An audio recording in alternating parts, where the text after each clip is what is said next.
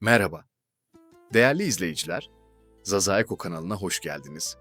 Bugün sizlerle çok özel bir kavramın peşine düşeceğiz.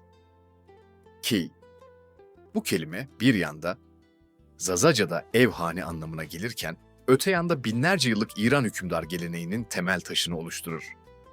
Keyhüsrev, Keykubat, Keykavus. Bu isimler hem Avesta'nın kutsal metinlerinde, hem Sasani imparatorlarının sikkelerinde, hem de Anadolu Selçuklu sultanlarının unvanlarında karşımıza çıkar. Peki bu kavram nereden gelir? Zazaca'daki key, ev, hane ile İran'ın kadim key, sadece hükümdar unvanı arasında bir bağlantı var mıdır? Ve Türk İslam geleneğinden gelen Selçuklu sultanları neden çocuklarına Sasani hükümdar isimleri koymuşlardır?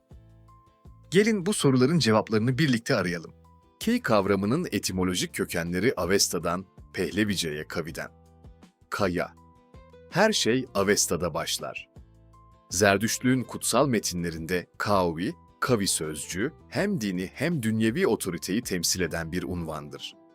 Bu sözcüğün Proto-Hint, İrani kökeni, içgörülü, bilge zanaatkar anlamına gelir. Hint geleneğinde bu sözcük kavi biçiminde ilham almış şair rahip anlamını kazanırken, İran geleneğinde savaşçı ve hükümdar anlamına doğru evrilmiştir. Avesta'nın Yaşt bölümlerinde kavi unvanlı hükümdarların bir hanedanı anlatılır. Bunlar Keyaniler, Kette Kayaniyan olarak bilinir. Bu hanedanın kurucusu Kavi Kavata yani Keykubat, ardından Kavi Usa yani Keykavus ve belki de en ünlüsü Hausravah yani Keyhüsrev gelir. Orta Farsça'da Pehlevice. Bu sözcük kay biçimini almıştır.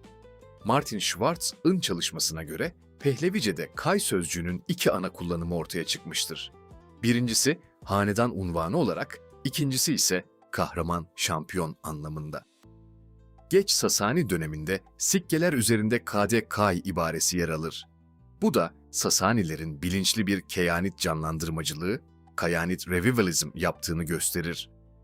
Yeni Farsça ve Osmanlıca'da key, Yeni Farsça'da ve Osmanlıca'da key, büyük hükümdar, padişah anlamına gelir. Keyan ise keyin çoğuludur ve hükümdarlar demektir.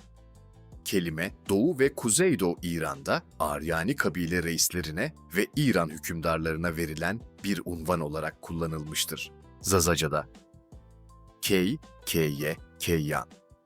Zazaca'da key veya çoğul keyyan sözcüğü doğrudan ev, hane, haneler, aile, soy anlamına gelir. Günlük dilde yaygın olarak kullanılır. Bu kullanım ilk bakışta sıradan görünebilir. Ancak dikkatli bir etimolojik analiz bizi derin bir kavramsal bağlantıya götürür.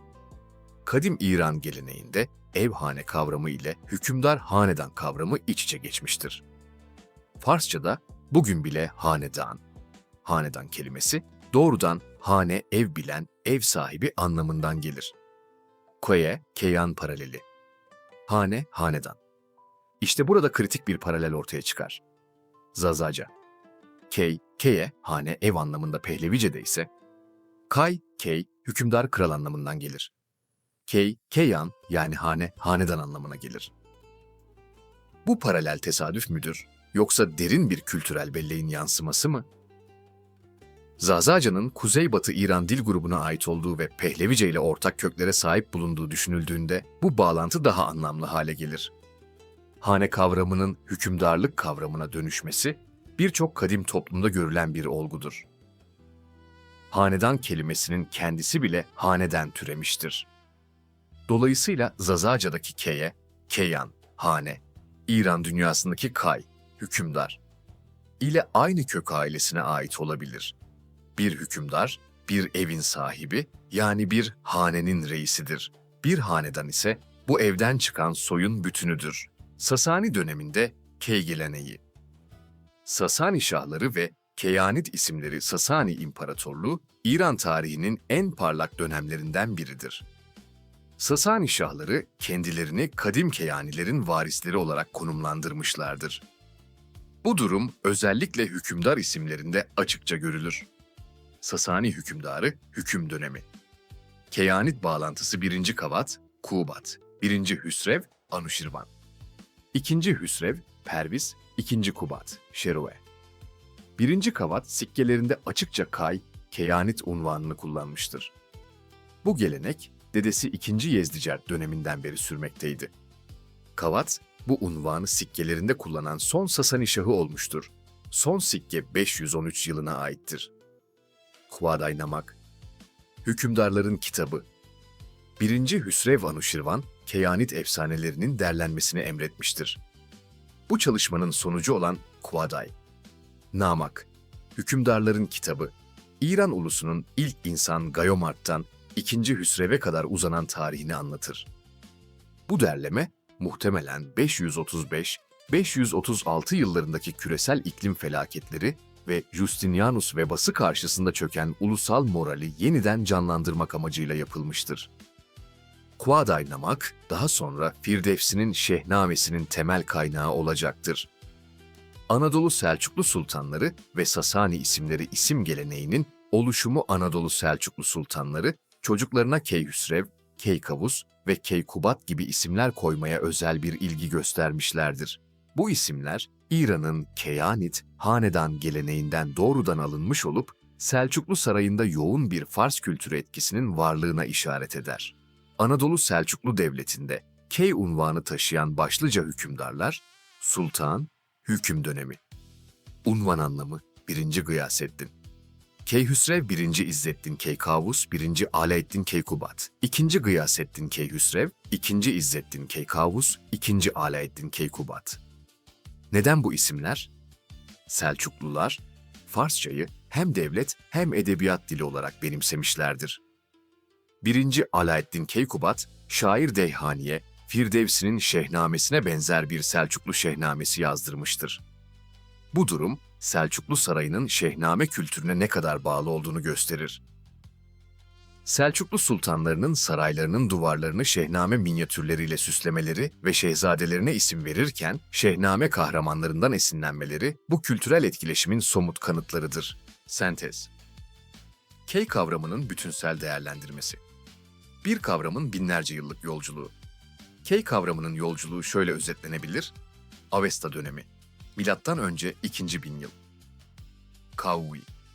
Kavvi, rahip, kral, savaşçı, şair pehlevice, Orta Farsça. Kay, hükümdar unvanı ve kahraman anlamı Sasani dönemi. Milattan sonra 224-651. Hükümdar isimleri Kavat, Kubat, Hüsrev, Hosrov. Sikkeler üzerinde Kay unvanı Şehname, milattan sonra 1010. Keykubat, Keyhüsrev, Keykavus. Efsanevi ideal hükümdarlar. Anadolu Selçuklu 1077-1308. Keyhüsrev, Keykavus, Keykubat, Türk sultanlarının Fars-İrani unvanları, Zazaca, günümüz. Key, Keyan. Ev, hane, soy. Bu yolculuk, tek bir kavramın nasıl farklı katmanlarda anlam kazandığını gösterir. Ev kavramından hanedana, hane reisinden hükümdara uzanan bu semantik dönüşüm, yalnızca dil bilimsel değil, aynı zamanda toplumsal ve siyasi bir evrimdir. Değerli izleyiciler, bugün gördük ki Zazaca'da her gün kullandığımız keye, ev sözcüğü aslında binlerce yıllık bir kavramsal geleneğin yaşayan bir parçasıdır. Aynı kökten gelen key unvanı, Avesta'nın rahip krallarından Sasani şahlarına, Firdevsi'nin Şehname kahramanlarından Anadolu Selçuklu sultanlarına kadar uzanan muhteşem bir yolculuk yapmıştır. Selçuklu sultanlarının bu isimleri kullanması hem güçlü bir meşruiyet stratejisi hem de çok kültürlü bir imparatorluğun ihtiyaçlarına verilen akıllıca bir cevaptı. En nihayetinde keye kavramı bize şunu hatırlatır. Bir ev kurmak aslında bir dünya kurmaktır. Ve kadim İran geleneğinde de bir hükümdar. Nihayetinde büyük evin yani devletin, ulusun, medeniyetin koruyucusudur. Bu video hoşunuza gittiyse beğenmeyi, abone olmayı ve yorumlarınızı paylaşmayı unutmayın. Zaza Eço ile tarihin ve dilin derinliklerinde yolculuğumuz devam edecek. Sağlıcakla kalın.